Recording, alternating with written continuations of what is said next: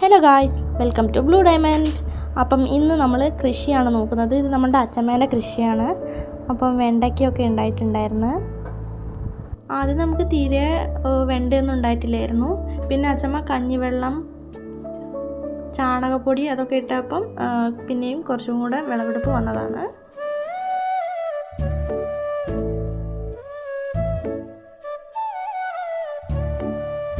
ഇനി അടുത്തത് നമ്മൾ കയപ്പ പറിച്ചുകൊണ്ടിരിക്കുകയാണ്.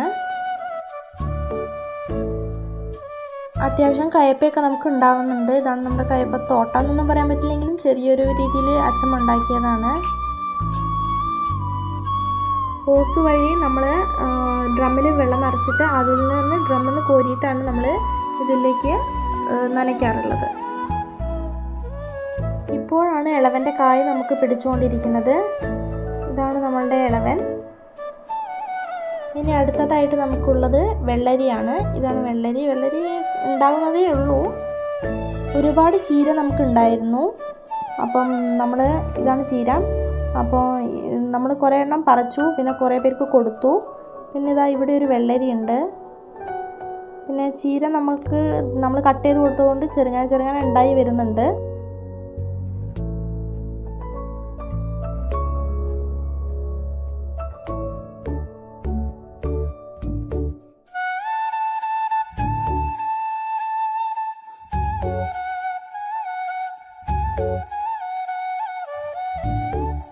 നമുക്കിവിടെ കൃഷി ചെയ്യുന്ന സ്ഥലത്ത് കുറച്ച് തുമ്പ ഉണ്ടായിട്ടുണ്ടായിരുന്നു. ഇപ്പോൾ തുമ്പയൊന്നും കാണാനില്ല. അപ്പം ഇവിടെ കുറച്ച് തുമ്പകളുണ്ട്. ഓണമാകുമ്പോഴേക്കും തീരെ തുമ്പ ഉണ്ടാവാൻ ചാൻസ് കുറവാണ്.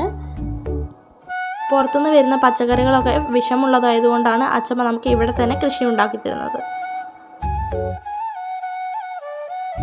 അപ്പോൾ ഇതാണ് നമ്മുടെ അച്ഛമ്മ. അച്ഛമ്മയ്ക്ക് ഈ പ്രായത്തിലും കൃഷിയൊക്കെ എടുക്കാൻ വലിയ ഇഷ്ടമാണ്. അതുകൊണ്ടാണ് അച്ഛമ്മ ഇതൊക്കെ ചെയ്യാൻ താല്പര്യപ്പെടുന്നത്. അപ്പം അച്ഛമ്മേനെ വീഡിയോ എല്ലാവരും ഇഷ്ടപ്പെട്ടിട്ട് ലൈക്ക് ചെയ്യുക, ഷെയർ ചെയ്യുക, സബ്സ്ക്രൈബ് ചെയ്യുക. എല്ലാവരും സന്തോഷമായിട്ട് കാണുന്ന എൻ്റെ പച്ചക്കറി